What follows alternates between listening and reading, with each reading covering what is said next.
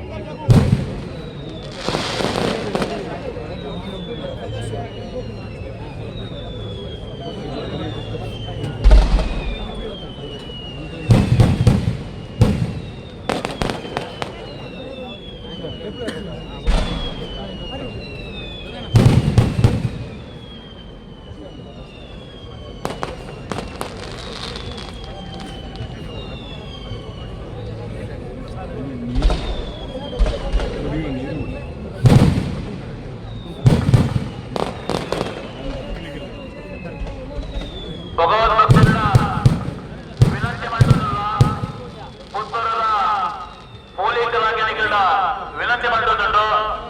ಬೆಡಿಪುರ ಪುಣಚಿನ ಸಂದರ್ಭದಲ್ಲಿ ಮಾತಾಡುವ ನಮ್ಮ ಭಾರತ ಎಂಕಲ ಕೆಕ್ಕಳ್ಳಿ ಪುಣಚನ ಮೈತಮೆತ್ತಿ ಪುಣಚನ ಪತ್ತೈ ಬಂಧನದ ಬಗ್ಗೆ ಗಮನ ಇಪ್ಪಡೆ ಹಿರಿಯ ತಿಂಡಿ ಜೋಗರು ಒಟ್ಟಿಗಿಂತ ಜಾಗ್ರತೆ எடுத்துಕೊಳ್ಳಿ. ಹಿರಿಯ ಕಲಿಪೇರೆ ಜಾಗ್ರತೆ ಇಪ್ಪಡೆ ಅವೆಲ್ಲ ಎರಡು ಕೃತಜ್ಞತೆಗಳ ಮಾತಾಡ ಮಾಡ್ಕೊಳ್ಳಿ. ಸೇವೆ ಮಾಡ್ಬೋದು ಪೌರ್ಜಿ ನಾನು ಡೌಟ್ ಬಂದ ಪೊಲೀಸ್ ಇಲಾಖೆ ಗಮನ ಮಾಡಿ. ಆತ್ಮೀಯರೇ, ಸುಡುಮದ್ದಿನ ಪ್ರದರ್ಶನ ಬಹಳ ಚೆನ್ನಾಗಿ ನಡೀತಾ ಇದೆ. ಈ ಸಂದರ್ಭದಲ್ಲಿ ಎಲ್ಲರೂ ಮೊಬೈಲ್ ಮತ್ತು ಆಕಾಶದ ಎತ್ತರಕ್ಕೆ ನೋಡುವಂತದ್ದು ನಾವು ಕಾಣ್ತಾ ಇದ್ದೇವೆ.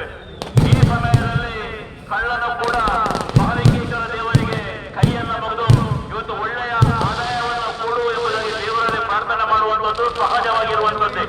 ಆ ನಿಟ್ಟಿನಲ್ಲಿ ತಾವು ಜಾಗರೂಕತೆಯಾಗಿ ಇರಬೇಕು. ಯಾವುದೇ